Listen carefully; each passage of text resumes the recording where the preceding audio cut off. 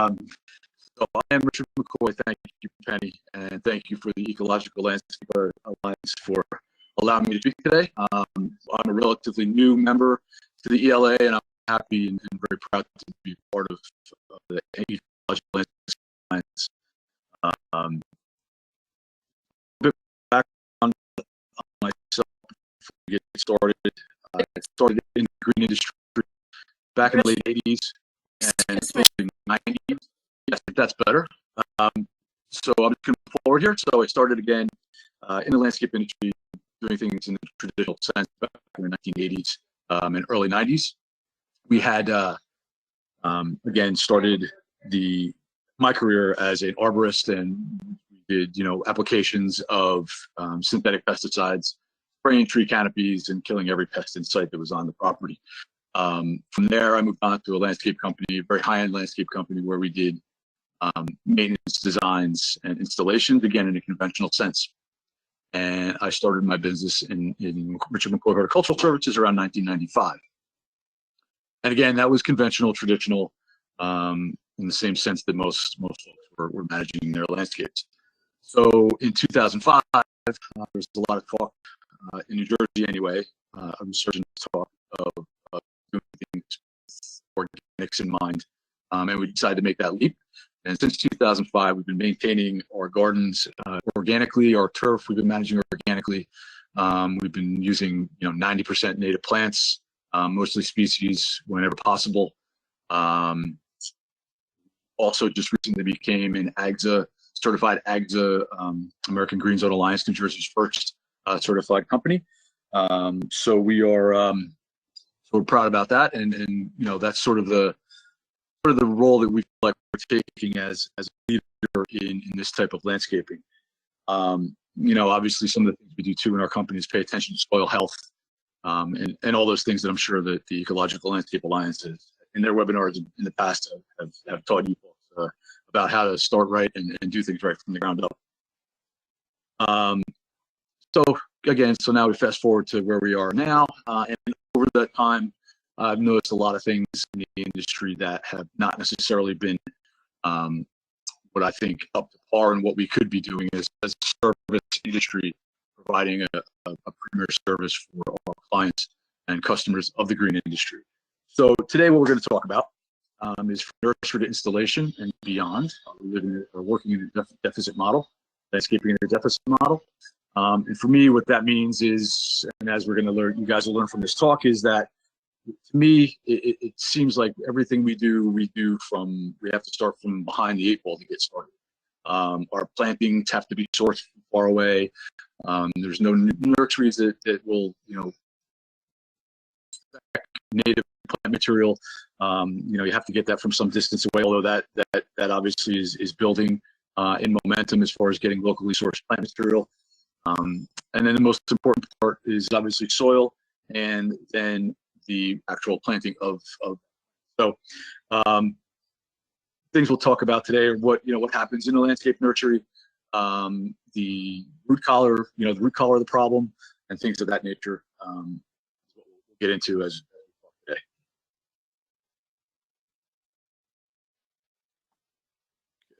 There we go. So the root collar of the problem. I'm sure most of us know about root collars and how we deal with that, but we're going to make sure that we're very clear on our planting practices with that, and how that issue actually arises from the landscape nursery. Right plant, right place is another one I'm sure the ELA has driven home pretty well. Proper planting practices, B&B and container plants, and value versus cheap, the devaluation of our industry, which is important moving forward from, I think, the standpoint of an ecological or organic landscape practitioner, is that this is where you're able to diversify and differentiate yourself as a contractor. So you're not grouped in with, the chuck in the truck or the same landscape company that's doing things traditionally. And with that, you're able to charge a fair and fair price, charge a little more, but you're giving clients a better value for the job that you're doing. That's what we're going to. So what are some of the issues that arise from the landscape nursery? Obviously, the handling of the trees and shrubs, and how do we address these detrimental problems before we plant. Again, value versus cheap. And are you as a company or a gardener, are you doing things to increase the value of our industry, or are you doing those practices that may have been originated back in the 1960s or 70s and in the 80s, where things weren't necessarily done the way they should be, and landscapes are suffering from that now. So I'm sure we've all been to landscape nurseries. We all know what the lined out plants look like in the nursery, but how much time do we pay attention to the digging and the loading and transplanting of those trees?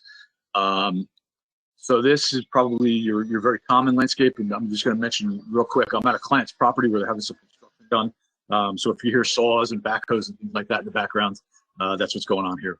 It's a pretty busy place, but my client was gracious enough to let me for our webinar here. If you hear any noise, that's what's going on.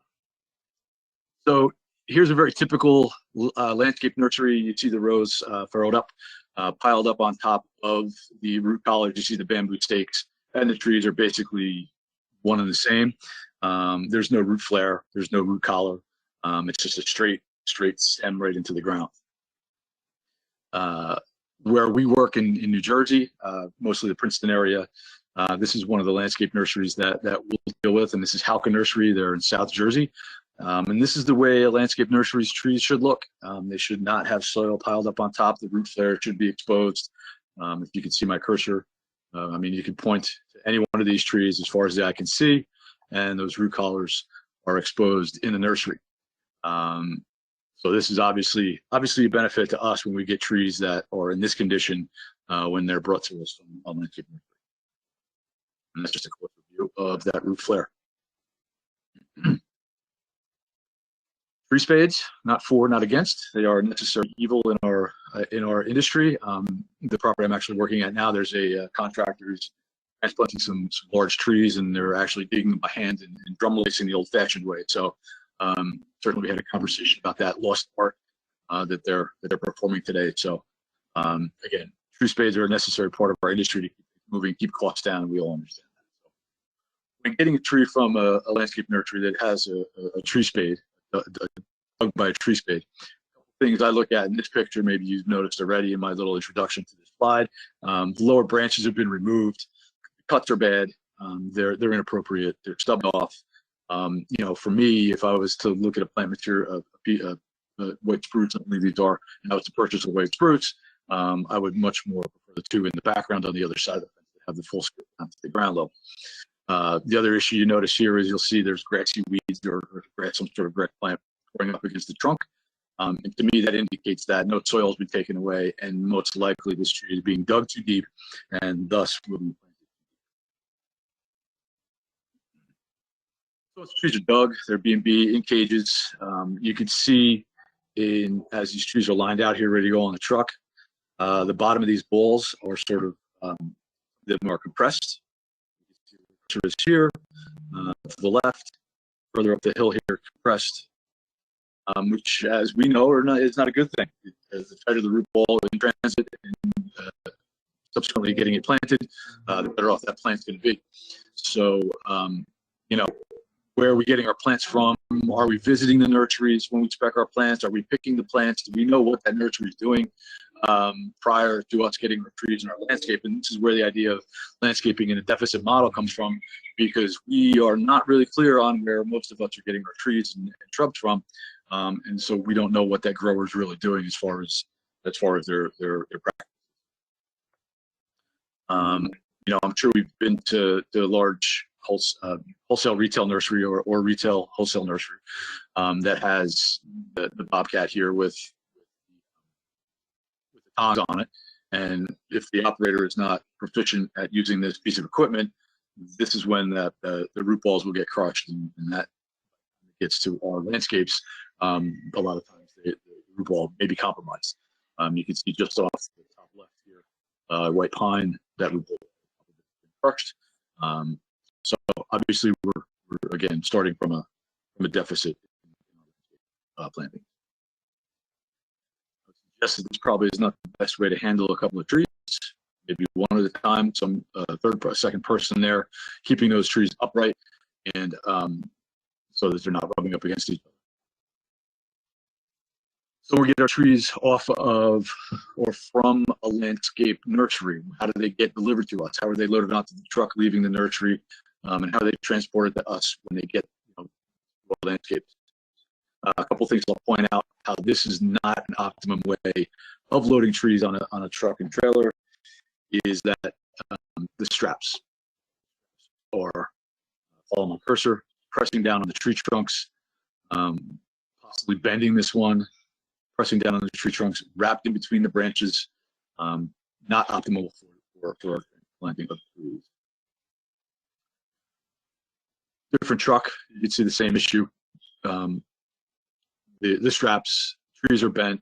There's nothing here protecting the trees. There's no cardboard sheath or anything like that in here that's protecting these tree trunks from these ratchet straps. You can see how the burlap, the crowns of these trees are resting right up against the cages, and by the time they get here to us, these are the trees that are typically marred up, and we should be rejecting when we get to our fields.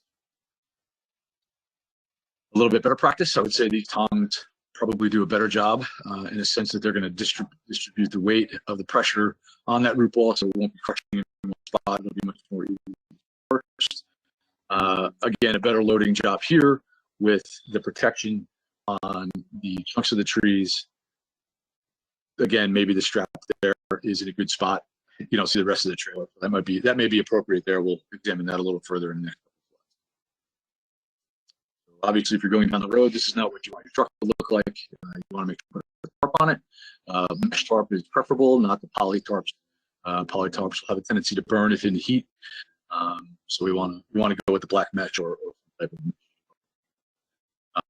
Not quite sure the end game with this was, but obviously, I'd say these trees are a bit too big for this little truck. And we didn't see how tall this truck was versus the canopy of the gas station when they went to fill up. So I suggest this is probably not a best management practices in transplanting trees. Okay, so this is a little bit better, or better. This is probably your optimal transportation of trees on a trailer. You can see I have a couple of key straps holding the root balls in place. The trailer is not necessarily overloaded. The root balls are resting in between other root balls. Everything's protected. The canopy is being held down by individual straps as opposed to wrapping through the canopy of the tree. So these individual line ropings will go down and be tied off, and then a tarp pulled over the top of it. As well, instead of putting straps all through here, the individual nylon strands here that will tie off the root balls, keep them stabilized in the optimal way instead of using.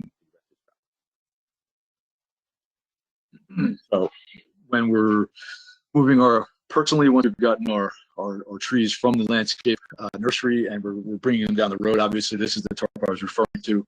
It's some type of a mesh tarp so that the air penetrates and floats through.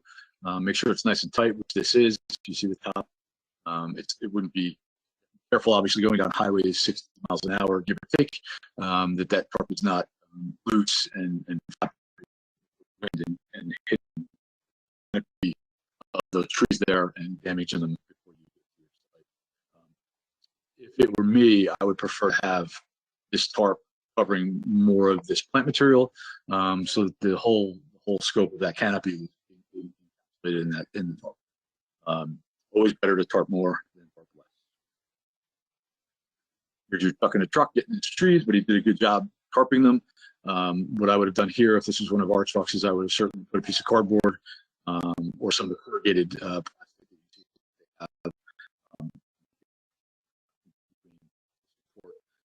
support trunk a little bit and also give it some protection from rubbing in. Again, a little bit more tarping on top of this probably would have been optimal. If they're not going too far, then that may be okay. I would always suggest lying your plants down.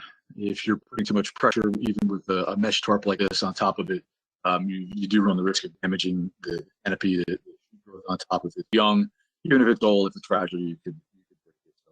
So always better to lie your plants down.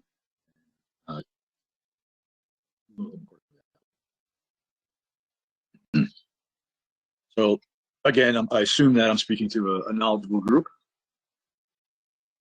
speaking to the Ecological Landscape Association and the people that follow it, that we know what root colors are, and that we know that trees should not look like telephone poles, and telephone poles, nobody has anything against them, I'm sure, but we certainly don't want our soil and mulch piled up on volcanoes, such as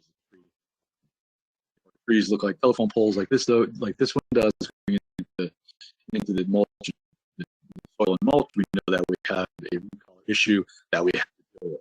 And this is where we start to run into trouble with our trees coming from nursery. You know, what do we do and what happens once they've been in the ground for a little while? So here is a Japanese maple that we did a root color, just a manual root color excavation on. And you can see on the left before picture where the bark is slightly moist here. And you can actually see that the mulch is even a little bit higher than that moisture line. And this is what happens when your plants too deep. The original root system starts to rot, and then we get these secondary roots that are starting to take over trying to support the tree as it tries to survive. So we have the flare. We have secondary roots that have developed either in the nursery or in the landscape setting. The proper planting depth is where you see the rotting begins and where the trunk flares out. But the secondary roots are a bad thing for a couple of reasons. For two reasons: they won't support the tree. They won't support the tree long term from an anchoring standpoint, and they also won't support the tree from a nutrient standpoint. And the reason this happens, again, as that main root system starts to die off, that tree is starting to trying to make allowances for nutrients and adding secondary root system and tertiary roots so that it can get the nutrients that it needs. In most cases, the tree obviously has gotten to this issue, to the rotting of the root system. We're not going to be able to save that, so this tree was removed. But you can see the damage that's done when they're not planted properly. The way trees are designed is, they need atmospheric gases going back and forth through them all the time. Anything above that root flare is made to stay dry. Anything below it is made to be moist. Obviously, there's drought tolerances and things of that nature, but for the most part, anything below that flare needs to be underground, stay moist. Anything above that flare needs to stay dry, and then you can a rotting issue. So how do we go about our root collar excavations? Some by hand, some by air spade. But these are basically the tools we'll use. If we're by hand, we're using a hand cultivator, chisels, and we use a sheetrock hammer. It's an actually pretty handy tool to help minimize the amount of tools you have to have on a site. You just take the sheetrock hammer and put it on a grinder, chop this edge up like it's a little mini hatchet, and that does a pretty nice job. Obviously, you need to be careful. I'm not suggesting that you go out and start chopping your roots with an axe, unless you're knowledgeable as to what roots to take out. And go into a little further here. So again, very typical, a tree that's over mulched on this job site. You can see the soil around it. There's no very, very, very, very little grass. And the client here, we encourage them to remove what grass was there and air spade the whole area, incorporate compost, and do a planting of understory native plant plugs. Carax and things of that nature. And so this is how we go about it. Again, we have our air spade, turning the soil over. Our root flare here, you can see, is exposed. You can see a couple of white eyes here where we made some cuts. Not too many girdling roots in this dogwood. So we were in pretty good shape. We didn't have to do a lot of work from that standpoint. So good. And then, like I said, this flare gets turned over, compost. You could put shrubs in. We like to use plugs and smaller perennials because we are planting the root system of a large canopy tree. There's a large, just our technician's head here is the canopy of a very large sycamore. So the whole idea of using an air spade is that you don't damage the fine root hairs. You're able to till the soil up incorporate organic matter, whether it's compost or manures or whatever your organic matter of choice is, or soil test dictates, and then mycorrhizal fungi. Uh,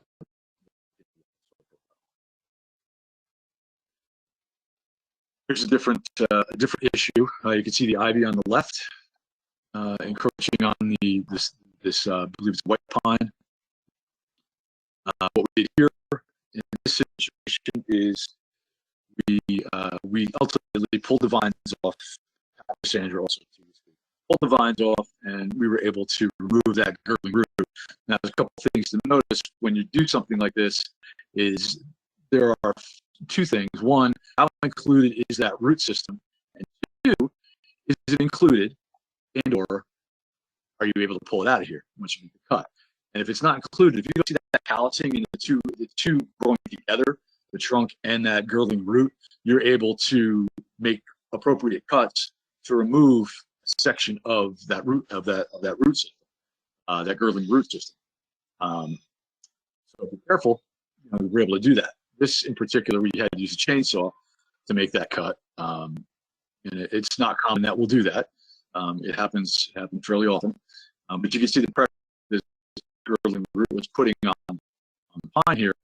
And again, so if you're not familiar with this, what girdling roots do is we can all probably remember back to when we were in grade school and had a rubber band and wrapped it around our wrist or our finger, and we cut the blood circulation off into our fingertips. That's essentially what these girdling roots do when you have them sticking around the base of the tree. And again, this can happen in the nursery before it gets to us, or it can happen post-nursery once the trees have been planted and they're mulched too deeply over multiple seasons, and we're not seeing these girdling roots happen in the process. And that's just another picture. Again, you can see the constricting that was happening here. This particular Cercis was in the ground for about 5-6 years. It was 10 gallon, inch and a half, 1 inch, maybe 1 inch caliper tree when we put it in the ground. So it was doing quite well, despite the fact that it had quite a few girdling roots when, after the fact, we noticed that was the issue. And we're going to get into, obviously, the planting after we go through this. So we were on this job site to do another job. So I said to one of my teammates, I said, why don't we just hit that real quick?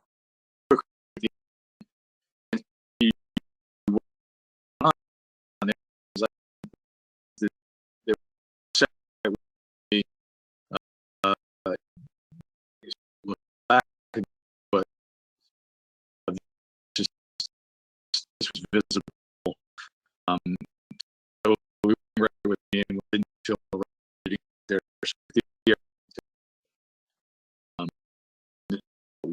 Found girdling root complex. So we have one root that's wrapping around multiple superfluous roots off of that one girdling root. So I call it girdling root complex. One large girdling root off, and you're able to pull out multiple that again have no really benefit to the tree. So we started already. This is the front side of the root. You can see here where if this was buried, you could probably think that this was a flare, but you do a little more investigating and find out that there's a girdling root all around here. So we did our excavate work, started cutting some roots here, started to make some headway, and you notice there's another girdling root under here, which will eventually come out, and all this superfluous root system. So you can see the one piece I cut, the damage that did to the roots coming off of there, it did to the damage it did to the flare, and again, all this here. And please pay attention to this, because this was a large section of root that we were able to take out. Again, we used our chainsaw for this particular situation. So if you recall, we had this large root mass in here, all the superfluous roots coming off in this direction that we were able to take off. There again is that area there was constricted by the one small root we took off on the other side. Here's the before and after. you look on the left, or again, looking at this mass of roots here, and then the difference between this and the other side. And if you look where the cursor is at the first side, jumping over to the right, you can see where that root was taken out in that space there, allowing our root flare and some of the other roots to breathe a little better. Hopefully, I think we'll probably have to come back and do some more work on this. But the thing about this particular instance is, I mean, we planted this tree, and again, we'll see how very conscious we are when we plant our trees and the steps we take not to have this happen. So even being conscious of this, when I planted this tree, I felt like I had gone far enough in taking surface roots off and girdling roots off of the container before we planted it. But even at that point, you know, obviously we didn't go far enough. So when do you say when? And that's a big question. How far do you go with it? That's really going to be tree and technician dependent. So right plant, right place is important, right? We'll talk about that for a little bit. Some of the terms I like to use instead of tolerate, to me, the word tolerate, if you look it up in the dictionary, tolerate means you're going to struggle, you're going to resist the site, you're going to have problems with it. You know, you say, well, a tree can tolerate wet feet. Yes, but will it be happy there? Will it prosper and be a good long-lived plant? Maybe not. It may tolerate it for a couple of years, and then it may struggle and fade away. So, you know, synonyms for that are permit, suffer. You know, so those aren't really great words. You'll hear withstand. It can withstand some sun. Yes, it can withstand some sun. But is it going to be happy and be a plant that's going to be in a space for a long time without being replaced, which is what we're after. We don't want plants that are replaced often. We want plants that stay in place, and sequester carbon, and we're not digging them up, chipping them up, transplanting them, moving them around to the right spot. You want to get it right as best you can the first time, paying particular attention to the culture of trees and perennials. So again, defy, suffer, withstand is not a great term, I don't think, to use when we're discussing the location of plants. And the word adapt obviously is the key word for that. When something adapts, happy, genetically built to adapt to its site, which means it can tolerate, here I just use the word tolerate myself, right? It's ingrained in what we do when we talk about plants, which means it'll adapt to its site instead of struggling. It can adapt to more sun, it can adapt to more shade, it can adapt to more flexibility. They'll adapt to those conditions and be there for an extended period of time. Again, accommodate, acclimate, harmonize. Right? So much nicer way to describe a location that's going to live, hopefully for, you know, in the case of an oak tree, 125 years, 130 years. Pieris japonica, not a native, but a good example of a plant that's planted improperly in proper location. A lot of times, most times you see a lot of it's in sun, which means we have lace bug issues, and they need to be, you know, pesticides then, when very simply, if it's planted in the shade right from the start, we don't have those problems. And so you see this, obviously, japonica that was planted in full sun that has the lace bug problem. It looks like this, obviously, we're going to probably not the best idea for boxwood. We don't even recommend planting boxwood anymore, and I hope folks that are on this webinar aren't doing this either. Obviously, the go-to is the Ilex glabra, shamrock, jumbox, those cultivars of the species. But I would say after the winter we had here in New Jersey, these river stones and boxwoods, if they're there, are probably one big double less. If any of those boxwoods are still alive, I'm sure the snowplow did a fine job pushing those river stones all up into those boxwoods, and maybe even uprooting those boxwoods.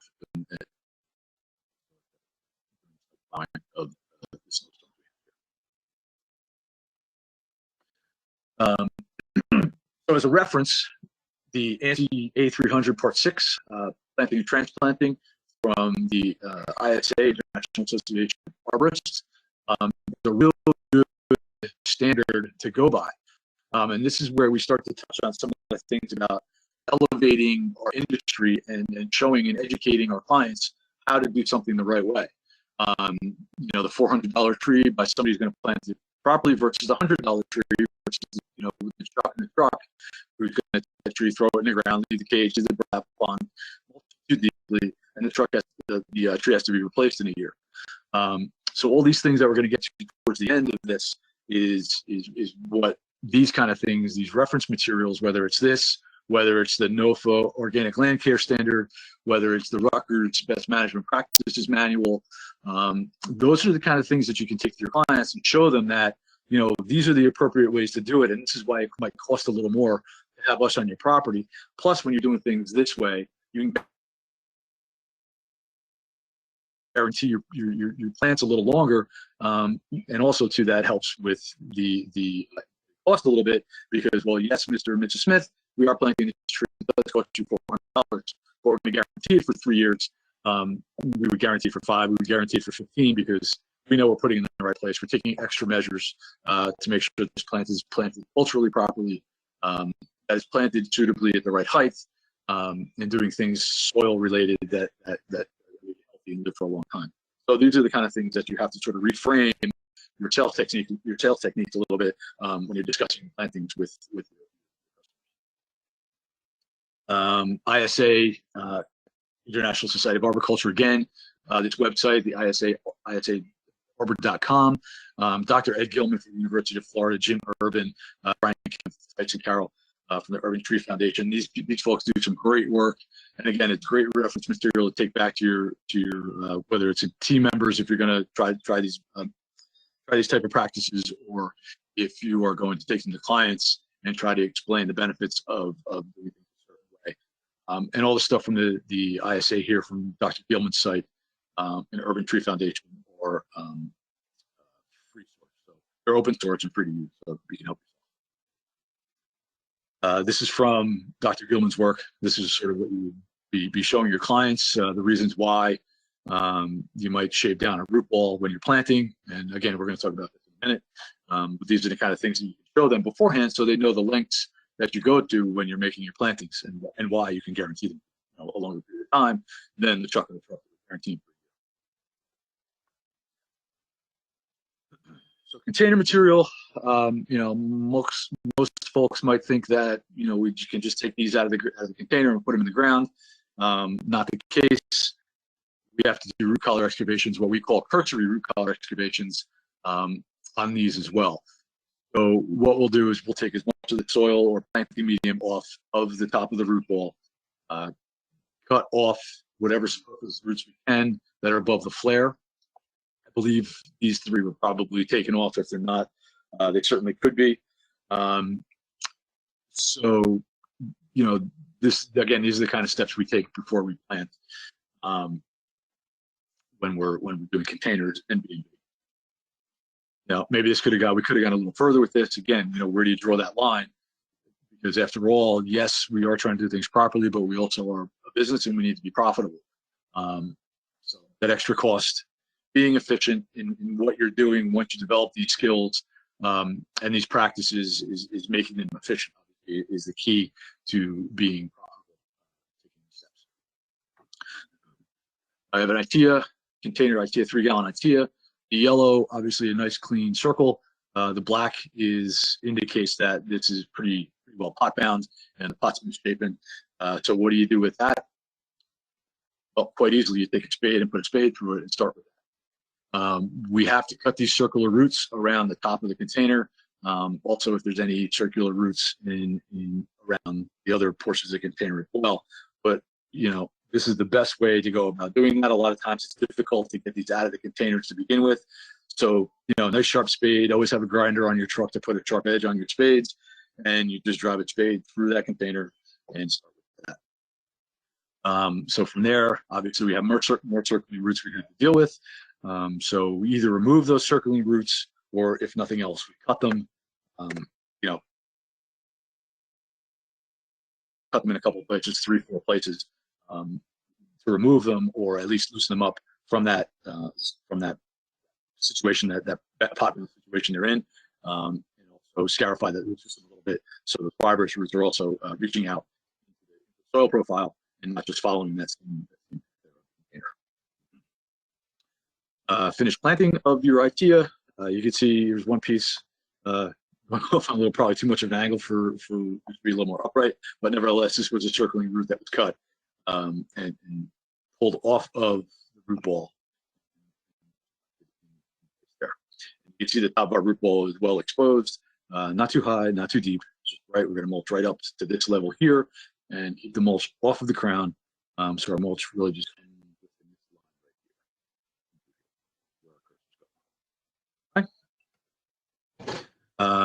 your basic garden variety azalea, Delaware Valley White. Just to review what we just went through, a little different situation. Doesn't have the large circling roots like Itea or maybe Clethra would have. Clethra is also not, well known for having those large circling roots on top of the container. Again, one cut with a spade through. This we put a few more slices in it with our spade. Loosened up the root ball a little further. Next large hole. Set it in and planted it.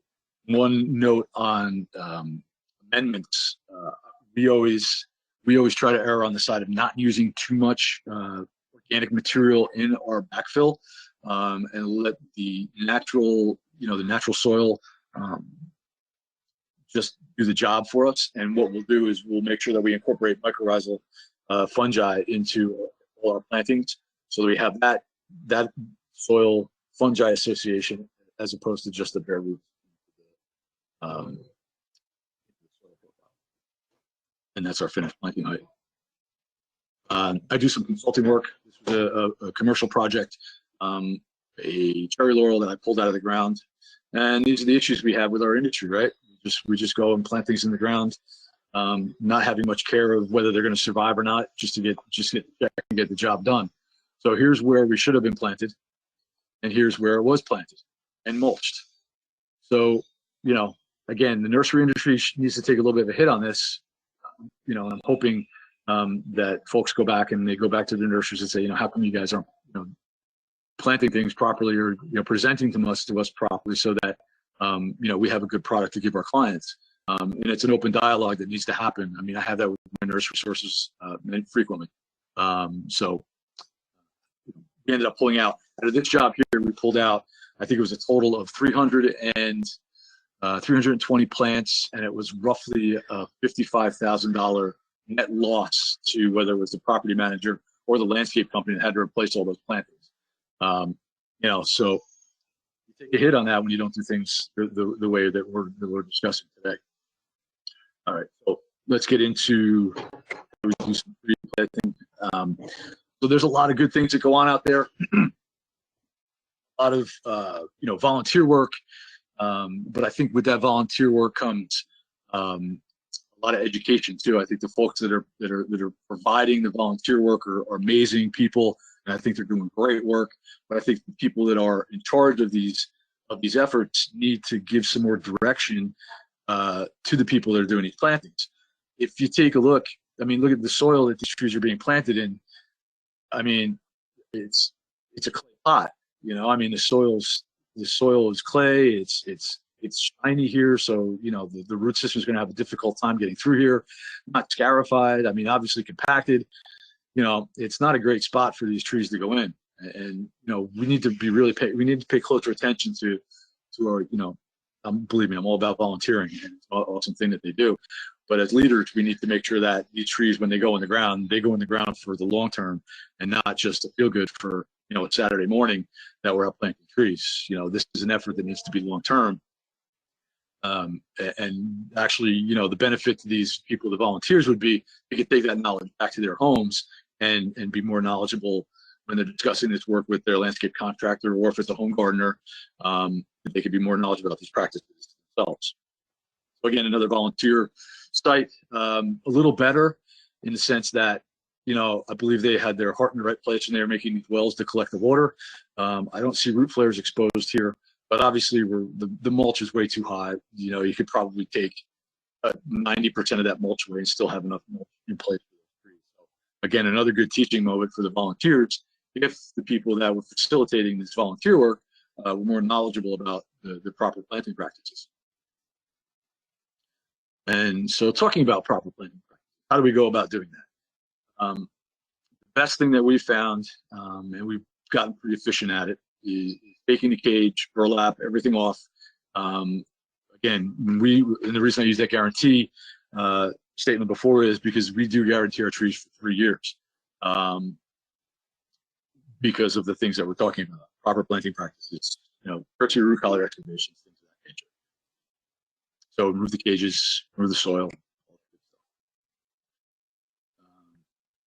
Here's the top of your root ball. We probably could have gone a little further. You'd see the flare here. We probably could have get another inch or two, but I think we're probably in pretty good shape with this tree. It hasn't been replaced, so the tree's probably been in the ground 15 years at this point.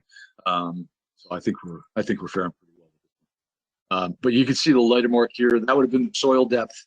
This little darker mark here was the twine and burlap wrapped around it. So if this was a conventional, traditional landscape contractor that wasn't paying attention to this, the tree would have gone in the ground, and being a yellowwood, it's not going to like at all. Going to like being buried too deeply, and within a year or two, the tree would have been replaced. So again, it's a number of things that compound this issue. It's the contractor having to mobilize again to get another tree to replace that tree. The cost of that, again, you talk about how many of these trees are replaced every year. You want to talk about carbon sequestration. Every time a tree is dug, every time a tree is twice dug out of the nursery, then dug to put in the ground, and chipped, that carbon's released into the atmosphere. So it's a double-edged, or even triple-edged, if there is such a thing, sort of event when this happens, that we need to be paying close attention to. So another consultation job I did. If I hadn't done this consultation with this team, these trees would have been buried up to a good 6 or 8 inches deep in our holes in the hole here. When I do my consultations, I go in, I make sure that the soil is removed. Obviously, they would have put in the ground, as we see here on the right. Soil is removed here on the left, center, and then on the left you see where the flare is. That's actually probably the secondary. That one, the flare is below that. So here's another issue that we have with trees being dug not properly in the nursery. Is if you think about this 6 or 8 inches of soil that we took off of the top of the root ball, and take that 6 or 8 inches and transition this over to this root ball, that's 6 to 8 inches of good root system that's been left in the nursery. I mean, that's half the size of what that root ball should be. So, the issues are compounded. This is, again, why I go back to the idea of planting or landscaping in a deficit model, because everything we have to do with our landscapes is from a net zero or worse, right? If we're talking about a deficit, it's a net zero just to get to zero. So we're working on a level playing field, and things can move forward. Another tree, same issue. You can see the secondary root here, that it started to grow in the nursery from being buried too deep. So this is one of our plantings we're working on, white oak, this was, and you can see here the burlap was up over the flare, no flare exposed at this point. Our tertiary root collar excavation was done. In a situation, the question comes up, what happens when the root ball starts to fall apart if you're taking the cage off and the burlap? What happens when it starts to fall apart? First of all, you saw there's 2 different ways to do this. You can stage it like we did in that last slide. On a large commercial site, you can do your root collar excavations and then tie the root ball and cages back up and then get them to the hole and do your final prep. Where the root ball is contained, it's sturdy, it's stable, you don't have to worry about it falling apart.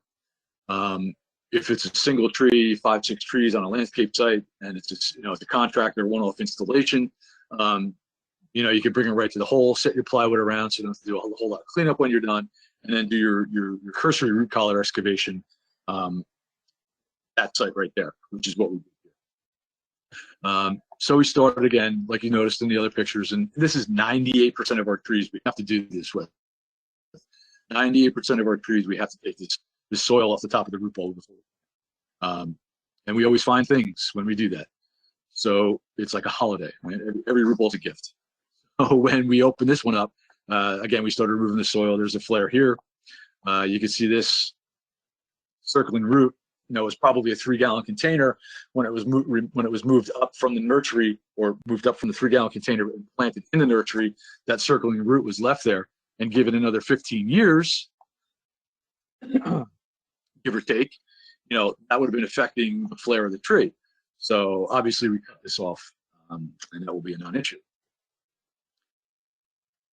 So this tree in particular, the root ball did start to loosen up on us. So what we'll do in this case is we will bind up the cage again to the trunk of the tree, or not.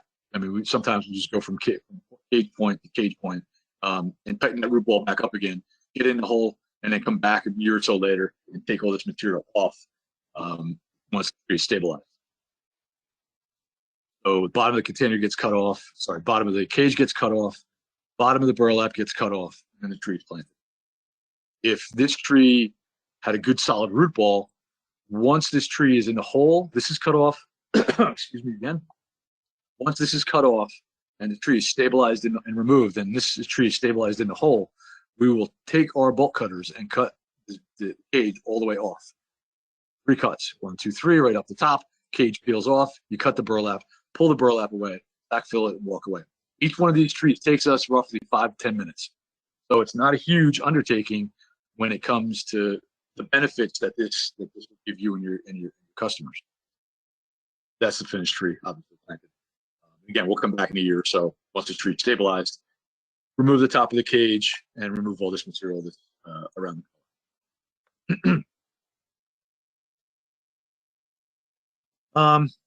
So there was an article in Landscape Leadership, the blog post by Chris Heiler, that I thought is really a really great thing for people to realize, which I think gets lost in our industry.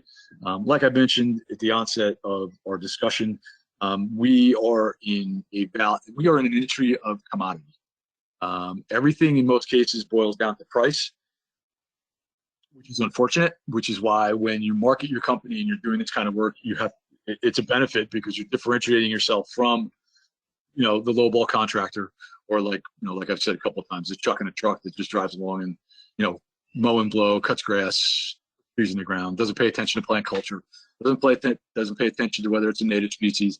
There's a lot of time, there's a lot of effort that we've gone in, you, me, you folks, our employees, team members of your companies, gardeners that have put in. There's a lot of time and a lot of value that comes with that, and that needs to be put across to homeowners and the people that we're working for to understand why we charge a little more and why it's beneficial to them, for us to be on their properties and taking care of their properties, doing things the way we do them, so that you're not working off of that low ball scenario. You're working from a place of your strengths, which benefits all of us, and benefit the industry and everybody as a whole. So 10 of the reasons that was in that article, the commoditization thrives in a marketplace that accepts mediocrity. I mean, you and I and everybody knows it's on this webinar that we are an industry of mediocrity. Our spraying practices are mediocre at best. Yes, we do IPM, but we know that we don't even in most cases need to do that if our landscapes are designed properly. The majority of consumers in this country are willing to accept it, and that's a problem. HOAs are a nightmare. If anybody works in HOAs, I consult with them. I live in one, and it's a disaster. All these sites that I consult on, proper planting techniques and things like that, they just don't do it, and it's unfortunate. The other thing that we don't do is we're afraid to say no. When we started our business in '95, I wanted to get as much work as I could from whoever I could. And I would take any job as long as, we were working. And busy doesn't make profit. Well-managed businesses make profit. And knowing your strengths and not deviating too far from your strengths is what will make you profitable and give your clients and your customers a better product.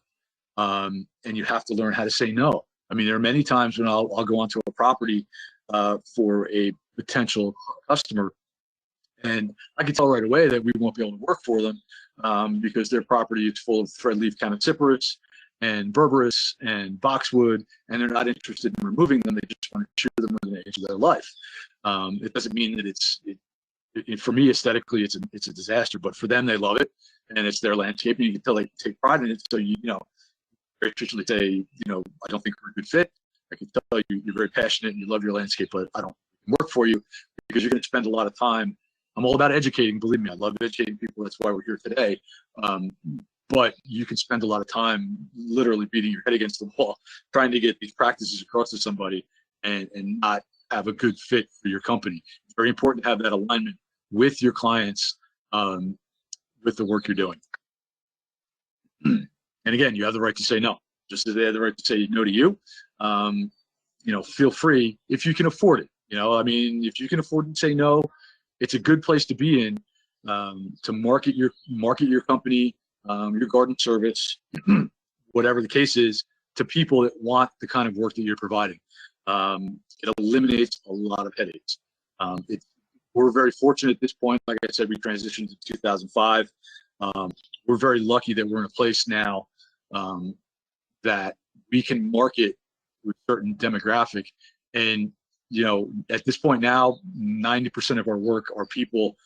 I would say it's a function of two things. It's a function of the general public being more aware of, pesticides and pollinators and non-pollinated beneficial plants. It's a function of that, and also our marketing to those people that are aware of these issues. So that in mind as you're moving forward, and use that as a place of strength.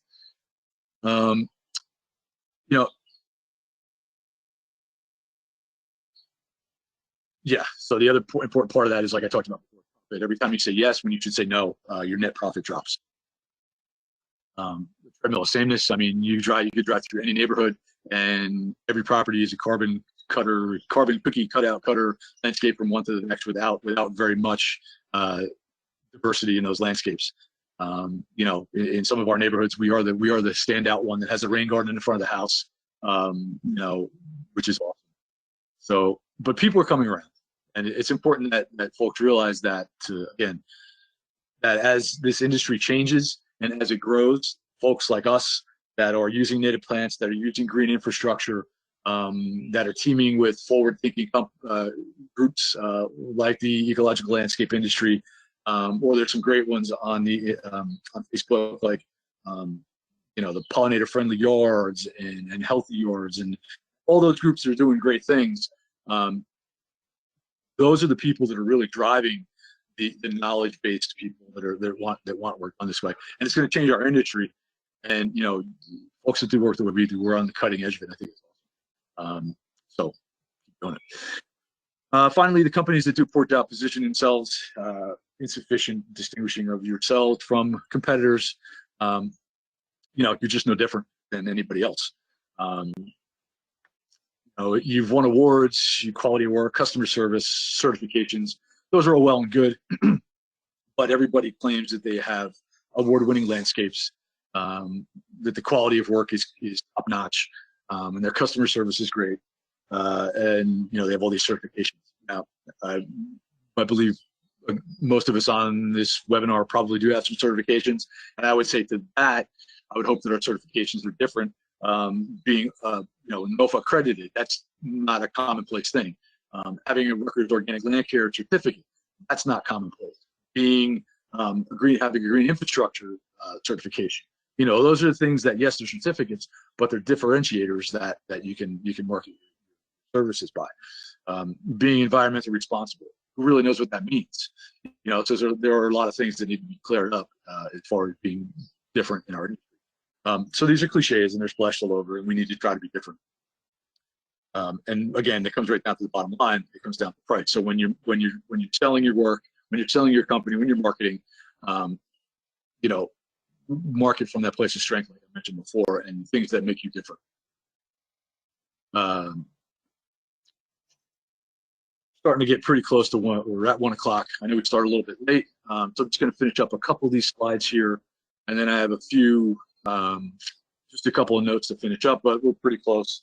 Probably have another 8 minutes or so, give or take, and then we'll take some questions somewhere in that range. So hang with me. And all these things we talked about really are why our industry has become commoditized. It's just an acceptable mediocrity. People accept that these trees that are mulched too deeply are the way it's supposed to be, because every landscape company is doing it for the most part. Which is why we need to do these things. So solutions to that: say no to bad for clients, price properly, and provide your clients with value. All these things we're talking about provided value, and explain that value to your clients. There is definitely a difference between value and cheap. It has to be replaced. Value does not. Stop copying. If you're a copycat, if you see somebody going down the road and they've done a landscape that looks the same, you think that looks great, you may not want to do exactly what they're doing, because again, you're not differentiating yourself. Differentiation is key to doing work and marketing yourself differently. One thing about this is there's no cutting corners. If you're going to market value and preach value, you can't cut corners. You have to be true to your values. You have to have your values in check. Your team has to buy into them. They have to be constantly communicated to your team why we're doing things the way we're doing them. You just can't cut corners. If you're doing organic turf, you can't say you're doing organic turf and go and spread 2,4-D on somebody's property just because you have weeds on the property. You have to build that turf system. You have to take the time to learn how to manage turf organically so that you can sell that organic turf and have a good quality turf for your client. You can't cut corners and put 2,4-D down. Just can't do it. So there's no cutting corners when you're doing this. Couple last things, like I mentioned, to get some good information, the Northeast Farming Association, I would imagine most of us are familiar with that. Their standards are great to bring to your clients and show them. They have their accreditation course, which is online. At this time, the Rutgers Organic Land Care course that I'm a member of, that I mentioned in my introduction, I'm a member of the Rutgers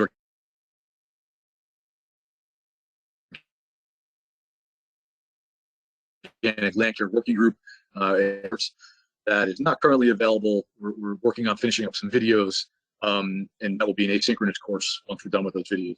Hopefully not in too short order. That'll be a live training that you'll be able to take. The Organic Landscape Association, and obviously the ELA is awesome. And if you're coming from New Jersey, I work with the NJLA and NJLCA, and they've, as traditional industry associations go, they've come a long way in trying to encourage people to change the way they were doing them and make them aware. If not change, at least plant the seed of that there's a different way than the conventional to manage landscapes. Again, so the OLA and the Ecological Landscape Alliance.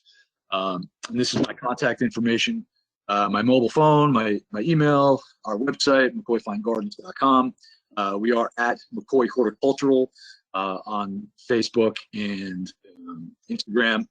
I'm on LinkedIn, and we have a blog, Ecology Matters. And the way we're putting this blog together is we're trying to put articles and things like that on there that point out. Obviously, we want to point out the mediocre things in our industry that need to be fixed, and also the benefits of fixing that mediocrity and how we go about doing that. So we're pretty new. We've had about a year or so, and you know how things get in the landscape industry when you get busy. You don't have a lot of time for content, but we're doing the best we can to get some good information up there. So I want to thank everybody today for being on this call. You guys are doing an awesome job. The ELA is doing a great job. I love being a part of it. The webinars and support that they have are fantastic. And again, I mean, you guys that are on this call are the leaders, and you're the folks that are going to change the way the landscape industry and landscaping in general is perceived. And we're the ones that are going to change the future of the planet. I truly believe that. E.O. Wilson in his books and Doug Talmy, in their books clearly state that, the landscape is what's going to save this planet. And I firmly believe that the folks that are on this call are leaders and groundbreakers and the ones that are going to change this. So thank you all for being on here today. I appreciate your time on this, at least where I'm coming from, a nice sunny day. And we'll open it up for questions, Penny, if you'd like to do that now. Okay, thank you very much. Thank you very much, Richard. For those of you who haven't figured it out yet, I am not Penny. I'm Dan Jeffrey Wilder. I sit on the board for ELA. It sounds like you folks were having some technical issues earlier, and Penny asked me to step in. All right, so Richard, and I do apologize because I did not hear the lecture, so if I ask you questions you already answered, feel free to tell me to just move on. But I got a question here about exposing roots. I'm guessing that you were talking about exposing roots after possibly a mulch volcano or something like that. And the question here is, when you uncover roots, do you then leave them exposed, or should you give them some sort of coverage? No, absolutely leave them exposed. Yeah, that's the whole point to doing the root collar excavation, is to get those to get that root collar excavated and get it clear. So that, again, the whole idea is to have anything above that root flare stay dry, anything below it stay wet. You know, that's why, yeah, you get the soil, mulch, everything off of there, and leave that root flare exposed. Okay, excellent. There's a question about buying nursery stock. The question is, when you purchase nursery stock, do you ever wash all the soil away from the roots in order to inspect them? Is that practice that you would encourage other people to do? Good question. I've done that. It's not a common practice. I've done it with our excavate on site before, just to see what we were dealing with. I don't know that I would recommend it. That could potentially get expensive.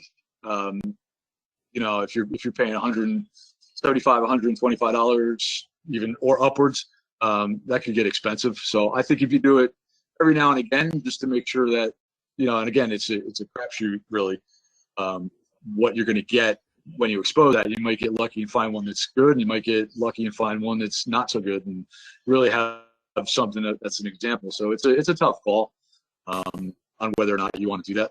It's really, you know, once every now and again, just to see what you're up against, maybe. Sounds good. All right. Here's a question about girdling roots. The people are asking what you should be looking for. How can you tell if a tree is failing due to a girdling root situation? Good one. That's a great question. Okay. So a lot of times you'll see canopy dieback. If you look at a tree, instead of having that nice full canopy, you'll see the tips in the very top of the tree start to die back. You might even see a central leader that's died completely. Around the base of the trunk, something you can look for is, like I mentioned, if you remember back to grade school when you would put an elastic band around your finger and the tip of your finger starts to swell up. Well, the same thing will happen around the base of a tree as that pressure is exerted on that flare from the girdling root. There'll start to be a little bulge just at the surface level, where you might see evidence of that being a girdling root, and you might actually see the trunk start to crack in some instances. Excellent. All right, here's a bit of a double question. When buying retail, what sort of questions should you be asking about the tree or shrub history? And then the second part is when you're talking to a landscaper, what sort of questions should you be asking them to find out if they know what they're talking about? So for the first one, I think really it's up to the individual to do their research, especially if you're going to a retail store, and even a local nursery, because it's like I talked about, 90% of the folks are selling from that model that we were talking about, from the model of conventional landscaping, where they may be selling you a plant and telling you to. I've even gotten into contract nurseries where I've seen plantings where they encourage people to leave the root collar and everything tied up tight. So I think you have to do your research as far as the plants you're getting, and then you can go in and dig around the root ball of a container in any nursery and find out what's going on there before you purchase it. Trees and shrubs are a little different if they're B&B. Not sure if I answered the first part of that question or not, and then what was the second part? The second part was pretty much the same, but for landscapers. If people are looking to hire a landscaper, how do they know they've got a good group? Right. So the first thing you do is ask. You can ask if they're NOFA accredited, or if they have a Rutgers certificate, or if they even know what a root collar is. I mean, that's probably a good start. Ask your landscape contractor, hey, do you know what a root collar is? And if they look at you like you've got three heads, then you probably know you're dealing with somebody who is not going to do what we're talking about today. The other thing too is if you're even slightly knowledgeable about soil, you can ask them, are you doing a soil test? And if they are doing a soil test, what do they recommend with that soil test? Those would be the two things. If a landscape contractor doesn't focus on soil, and if they don't know what a root collar is, you might want to look elsewhere. That's perfect. Thank you. There's something about a volunteer example here. I'm assuming you know what that means. And they're asking, what would you do to correct the clay soil in that situation? Oh, yeah, Dan, the picture I showed was a volunteer situation where the two volunteers were planting, maybe a 1 inch, looked like a maple, into this hole where the sides were not scarified, and it was a solid clay pit. And nice, and the clay was shiny. It just looked like a clay pot. So, situations like that, again, like I said, it's up to the leadership to be knowledgeable about proper planting. And I have a hard time, obviously, saying that volunteers are doing something wrong because, my goodness, they're doing great work. But for that volunteerism to benefit, the leaders of these groups need to be knowledgeable about proper planting practices, and really that's the nuts and bolts of it. And I can't, again, I feel bad even bringing it up, but there's so much volunteer work that happens that it is an issue. When things aren't planted properly, they're just going to struggle and they're not going to live, So I think the whole thing would be the people that are running those volunteer projects need to be, and I don't know how you reach them, but they need to be more knowledgeable about those practices. Agreed. Here's a good one. A year after you've planted a tree, you find that it is planted too deep. Do you excavate the soil at the top? Do you dig up and replant? How do you remedy the situation? If we do it, if the question is if we do it, in most cases, except for the example that I gave of the surface in my talk, in most cases that's not an issue because that's being done before we plant. We excavate down to the flare, make sure that plant is at that's a proper level before we put it in the ground. If it's on a site where we're new to a site and there've been other contractors, then we do a root collar excavation, excavate down to the flare. Typically, we don't dig the tree up. We create a well around it and just make sure that well is maintained so that leaf debris and organic matter doesn't start to pile up back in that well. All right, I've got another two-part question here. I guess it's the same question twice. It sounds like, if a tree has been planted with the burlap in place, do you come back to remove that burlap? Can you simply leave it in the soil? What is the best course of action? And the second part of that question is the same thing with the wire left in place instead of the burlap. Mm-hmm. Sure. So, that depends on how long the tree's been in the ground. If it's newly planted, you very easily can go back and excavate the first, 6 inches or so, give or take, and remove the top 6 inches of burlap and cage, which would be beneficial. And really, it just goes back to getting the flare exposed. And if you have to take the cage and burlap off to do so, then do so.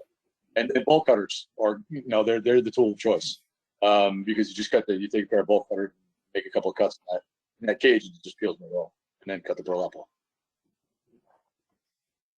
All right. This is actually a similar question again, except we're on mulch volcanoes this time. If you've got to an area where the trees are all mulch volcanoed and they are old, they say here a 25-year-old tree, is it still worth it to go in there and pull off those volcanoes? Is there a way to do it differently for an old tree versus a young tree? Each site is different. Older trees, every tree needs to have the root collar exposed. The question, I guess, becomes once you get that root collar exposed, when it's an older tree, what kind of condition is that collar in? If it's buried too deep and you see there's some rotting, if you do a tree assessment and it's a hazard once you get that exposed, then you have to take a different perspective. But if it's a healthy tree and you can cut any girdlers off, you do a root collar excavation, cut the girdlers off, and it's a perfect, and just leave it be, and it'll be fine. Right. Hold on, I'm running through other questions here. This is not a question, but I think it's worth mentioning anyway. I've got someone here who says they are a retired landscaper and a president of an HOA, and it's a disaster. Glad to know those on the inside, though, it's a problem too. Let's see. When using an air spade to expose roots on an existing tree, do you repack around and under the roots? not sure what that's asking. Yes, I understand. So, Okay, good. yeah, obviously you don't want to leave the roots exposed. For example, the slide that I showed, where we had the air spade and we turned the soil over underneath the large sycamore and planting that with understory plants. Yes, you backfill around the roots without covering the flare up, right? Because again, you want to keep that flare exposed. So you backfill up to, or just off the flare, but yeah, all the other roots get filled in, and yeah, it's just like a regular landscape for that.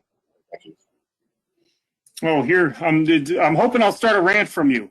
You mentioned many issues with boxwoods. Could you further explain a few of the detriments and what problems they cause on the landscape and what you might replace them with? Okay, a rant? I don't know if I'm going to rant. I'm not the ranting sort, I don't think. Oh, I rant on boxwoods all the time. All right, so number one is boxwood leaf miner. And when you use boxwood, it's inevitable that you have to treat for boxwood leaf miner, which means you're using a systemic. In most cases, imidacloprid or merit is the trade name, and that will affect pollinators. So we don't want to do that. We have boxwoods on our property, so we're able to control them to some extent with neem oil. But in most cases, my favorite way of dealing with boxwoods is to put them down with a chainsaw and replace them, like we talked about. So boxwood leaf miner is one. Boxwood blight is another. All those things are pesticide-related issues, fungicide-related issues that we don't want on our properties, which is why we don't plant boxwood for those reasons. What else is there? So, oh, sure. There's much better plants to plant for pollinator species. Yeah, you get honeybees and things like that drawn to the boxwood.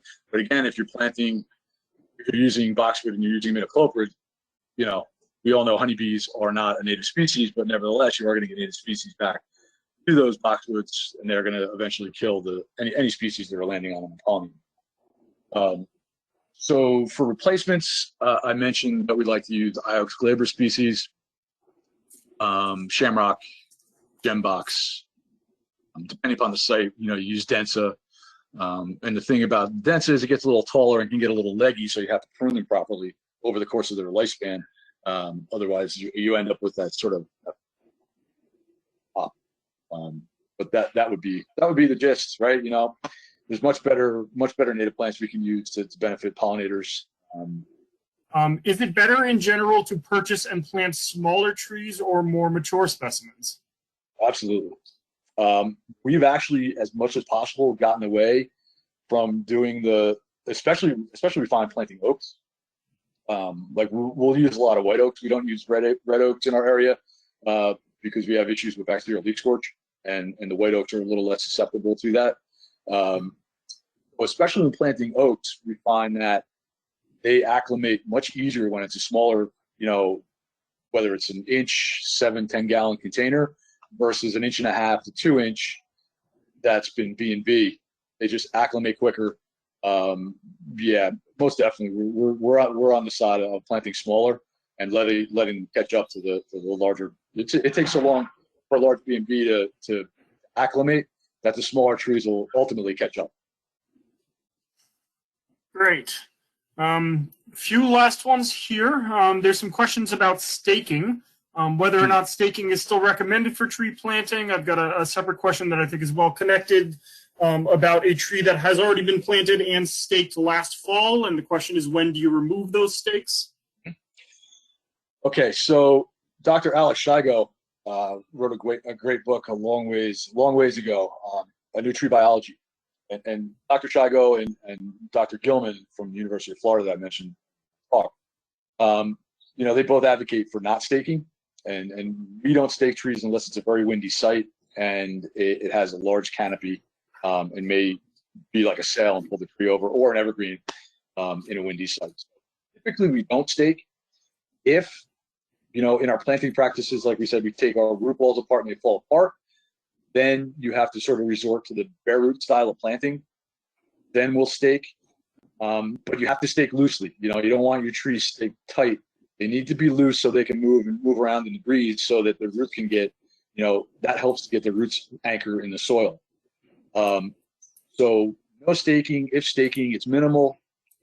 Needs to be loose, but just enough to support. And what was the last part of that? When should they be removed? Within a year, year and a half. But they need to be monitored. You can't just leave them there, because essentially what will happen is that staking will, if it's too tight, it will eventually girdle where the guy wire wraps around the trunk. So they need to be monitored for over that year and a half. That's what they. Okay, thank you. Last question is, do you have a preference for balled and burlapped plant material or containered trees? Well, yeah, like I just mentioned, we're sort of leaning towards more containerized trees than B&B. I don't think they suffer transplant shock of being dug in a nursery. Yeah, so we're leaning towards the side of containers. All right. Well, that appears to be our last one. So again, Richard, thank you so much, and audience as well. Thank you all, Richard and audience as well, for dealing with the technical issues that it sounds like you guys had today. I really appreciate being able to kind of catch the end of this. The last couple minutes and those questions were well worth it. If anyone wants to know more about Ecological Landscape Alliance, feel free to check out our website at ecolandscaping.org. You'll find a ton of information on the upcoming webinars and events. You'll also find membership information. We are a member, supported organization, and we greatly appreciate your support. Whether that means you just hang out and listen to us talk about trees, or whether it means you become a member, you can find everything you're looking for on our website. So thank you all so much. Richard, again, thank you to you. And you all have a wonderful day. I appreciate it.